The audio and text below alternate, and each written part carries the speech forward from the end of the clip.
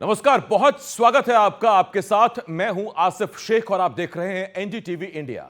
Sabarmati jail में बंद gangster Lawrence Bishnoi के गैंग की चर्चा बाबा सिद्दीकी के कत्ल के बाद और तेज हुई है। आखिर कौन है यह लॉरेंस बिश्नोई जो सलाखों के पीछे है, लेकिन इसका गैंग अमेरिका और कनाडा से लेकर देश के अलग अलग हिस्सों में एक्शन में है। इसको जानने के लिए देखिए हमारी ये एक्सक्लूसिव रिपोर्ट।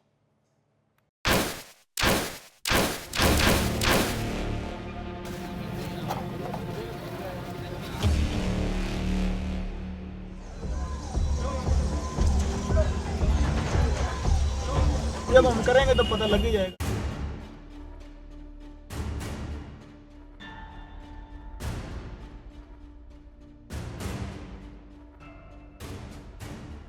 तीन तस्वीरें, एक चेहरा।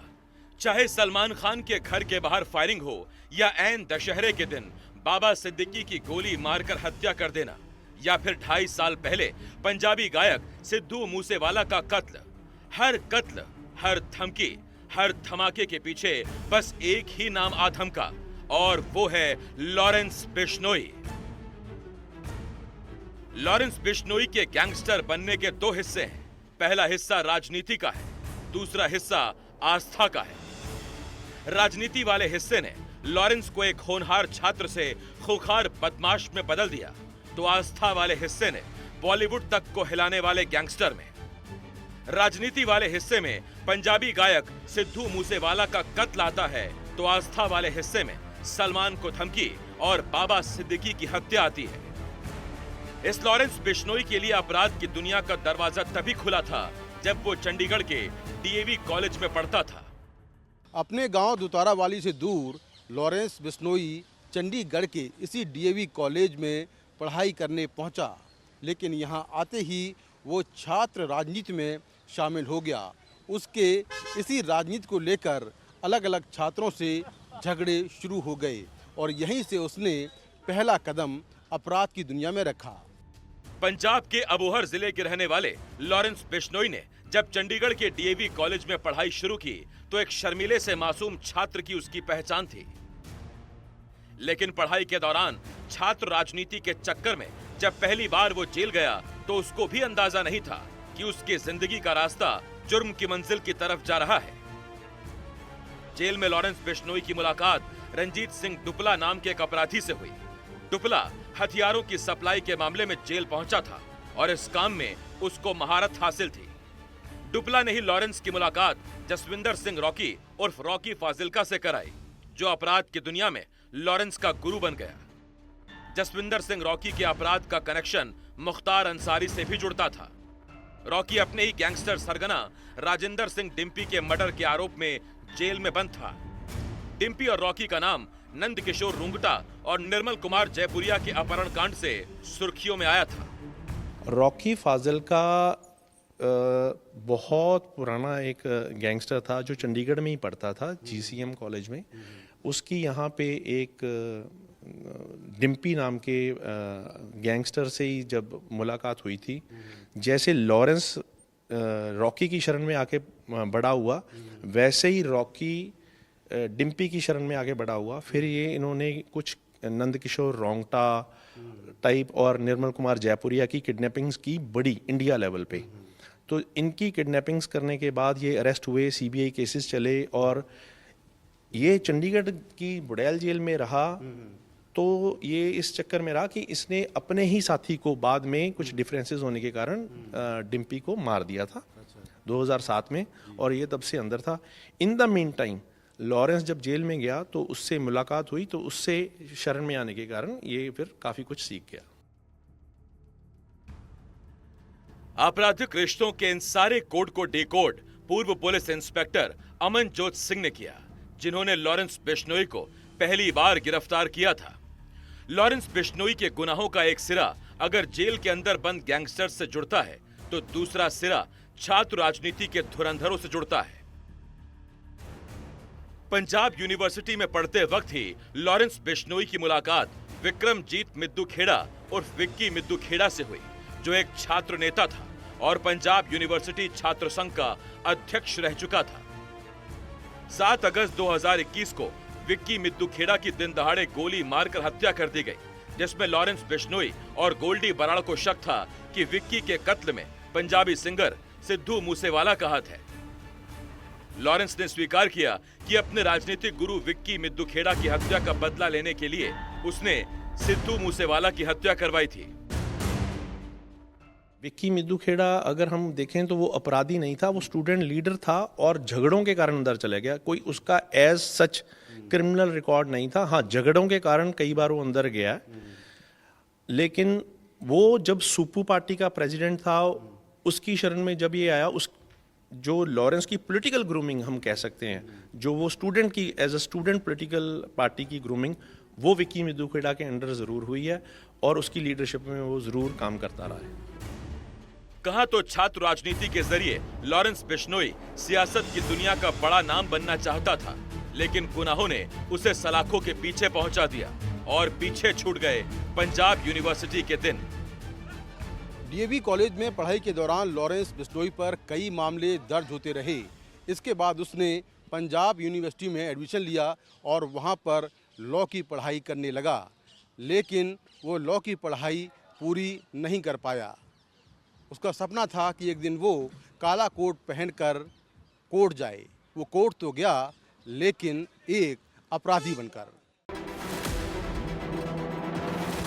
लॉरेंस को पहली बार गिरफ्तार करने वाले पूर्व पुलिस इंस्पेक्टर अमनजोत सिंह याद करते हैं कि पहली बार जब उन्होंने लॉरेंस को गिरफ्तार किया था तो उसके हाव भाव से नहीं लगता था कि वो एक दिन इतना बड़ा गैंगस्टर बन जाएगा। ये तो बहुत ही नॉर्मल, जैसे नए बच्चे होते हैं, एक कोई भी बच्चा आप मान लो वैसा था। और जैसे एक नए बच्चे को हम बोलते हैं, उसको ये भी नहीं पता था अभी पुलिस को कैसे बात करते हैं। कभी वो अंकल कह देता था, कभी भाई कह देता था, कभी सर कह देता था। तो he was very very innocent at that time. Punjab के अबोहर जिले के दुतारा वाली गांव में लॉरेंस बिश्नोई का बचपन बीता था, जहां अब उसके माता पिता रहते हैं। ये पूरा इलाका बिश्नोई समाज के दबदबे वाला है।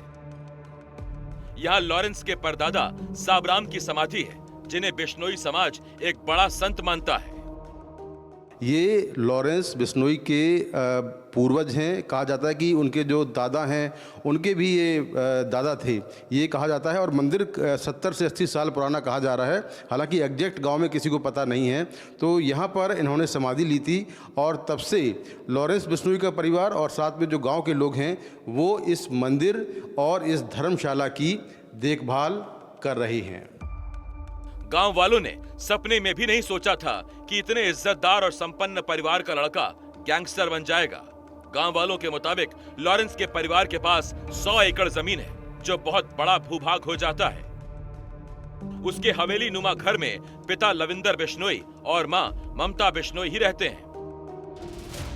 लॉरेंस खुद गुजरात के साबरमती जेल में बंद है, जबकि उसका छोटा भाई अनमोल बिश्नोई अमेरिका भाग गया, जहां से उसने बाबा सिद्दीकी हत्याकांड में शूटर्स को निर्देशित किया था। मुख्य शूटर शिव कुमार एवं पूर्व में गिरफ्तार शूटर धर्मराज कश्यप एक ही गांव के निवासी हैं। शुभम लोनकर, जो इनके दुकान के पास स्क्रैप की दुकान करता है, के माध्यम से स्नैपचैट पर अनमोल बिश्नोई से बात हुई। स्नैपचैट पर लॉरेंस बिश्नोई के भाई अनमोल बिश्नोई से वार्ता के दौरान बाबा सिद्दीकी की हत्या की योजना बनाई गई थी। बचपन में लॉरेंस को घुड़सवारी और बॉडी बिल्डिंग का बहुत शौक था। वो वॉलीबॉल और क्रिकेट का अच्छा खिलाड़ी भी था। एक वक्त वो ड्रग्स के भी खिलाफ था और बेहद धार्मिक था। बिश्नोई समाज काला हिरण को बहुत आदर देता है और कहा जाता है कि इसीलिए लॉरेंस फिल्म अभिनेता सलमान खान का दुश्मन बन गया, जिन पर 1998 में राजस्थान में काले हिरण के शिकार का आरोप लगा। लॉरेंस उसके बाद सलमान की जान का दुश्मन कैसे बन गया, उसके लिए आप लॉरेंस का ये बयान सुनिए, जिसे उसने 2018 में जोधपुर कोर्ट में पेशी के दौरान दिया था।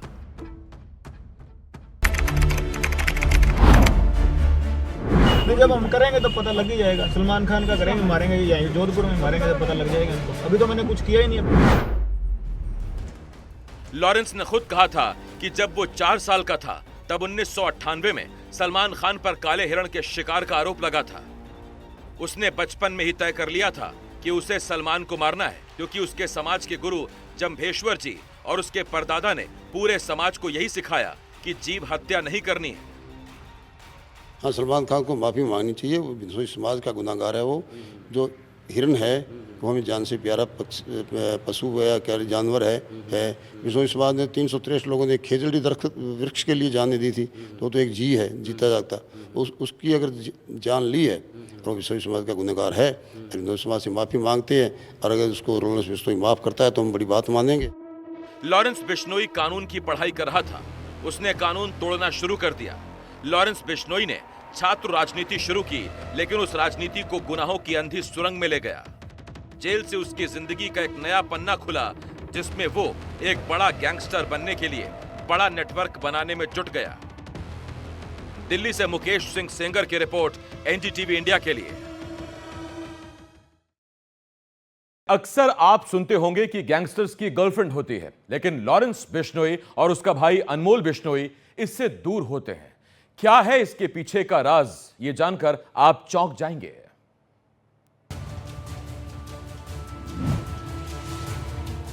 लॉरेंस बिश्नोई, उसका भाई अनमोल बिश्नोई और गोल्डी बराड़, इन तीनों में एक बात कॉमन बताई जाती है कि तीनों की गर्लफ्रेंड नहीं है। उसके पीछे इनका मकसद खुद को पुलिस और खुफिया एजेंसियों से दूर रखना है, क्योंकि गैंग का कोई सदस्य जब भी किसी लड़की के संपर्क में आता है तो उसके फोन पर बात को एजेंसियां रिकॉर्ड कर सकती हैं और इस तरह वो पुलिस और खुफिया एजेंसियों के रडार पर आ सकते हैं। यानी किसी लड़की के जरिए एजेंसियां इनके गैंग तक पहुंच सकती हैं। इसके अलावा अगर लॉरेंस बिश्नोई गैंग युवाओं को जोड़ने में कामयाब होता है तो उसकी बड़ी वजह यह है कि वो अपने गैंग के सदस्यों को विदेश में सेटल करवा देता है। लेकिन तमाम तिकड़मों के बावजूद लॉरेंस बिश्नोई सलाखों के पीछे ही है, यानी गुनाहों की कीमत चुकानी ही पड़ती है। एनडीटीवी इंडिया की रिपोर्ट।